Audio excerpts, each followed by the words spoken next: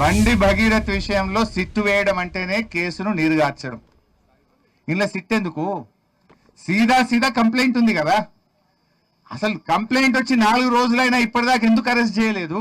Direct గా ఇప్పుడు మా బీఆర్ఎస్ పార్టీ మా క్రిషాంకో లేకపోతే మా నల్లబాలో రీట్వీట్ చేస్తే రాత్రి 1 గంటగా చెత్తకపోయినావు కదా. 12 బజే రాత్రి ఇంటికి వచ్చి రీట్వీట్ చేస్తే వాళ్ళేమి రేప్ చేయలే, మర్డర్ చేయలే, డ్రగ్స్ తీసుకోలే.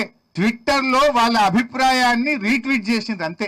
దానికి 1 గంట రాత్రి పోయి బీఆర్ఎస్ కార్యకర్తలు అరెస్ట్ చేసి కేసుల మీద కేసులు పెట్టి పీటీ వారెంట్లు వేసి బెయిల్ రాకుండా లోపల పెట్టిన రేవంత్ రెడ్డి 4 రోజులైనా ఒక రేప్ కేసులో కంప్లైంట్ వస్తే ఇప్పటిదాకా నువ్వు అరెస్ట్ చేయలేదంటేనే నీ కుమ్మక్కు రాజకీయం బయటపడుతుంది.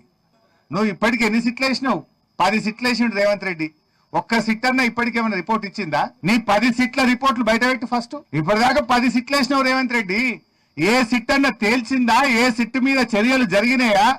నువ్వు ఇక్కడ కూడా సిట్టు వేయడం అంటే నీరు గార్చడమే కేసును. ఉద్దేశపూర్వకంగా కుమ్మక్కై నువ్వు ఇలా ఈ సిట్టు వేసి కేసును నీరు గార్చే ప్రయత్నం చేస్తున్నావు. లీకులు ఇస్తాను. ఇప్పుడు ఇంకోటి ఉంటది. నా డౌట్ ఇవాళ ఏంటంటే, ఇప్పుడు బండి సంజయ్ గారిని కాపాడడానికి ఇవాళ పొద్దుకో రేపో మళ్ళీ లీకులు ఇస్తారు. ఇట్లా అయిందట, అట్లా అయిందట, ఇలా A1 ఈయనట, A2 ఈయనట, ఆయన పేరు పెట్టిరట, ఈయన పేరు పెట్టిరట అని రేవంత్ రెడ్డి ఎప్పుడు అవసరం ఉంటే అప్పుడు వాడుకుంటాడు దీన్ని.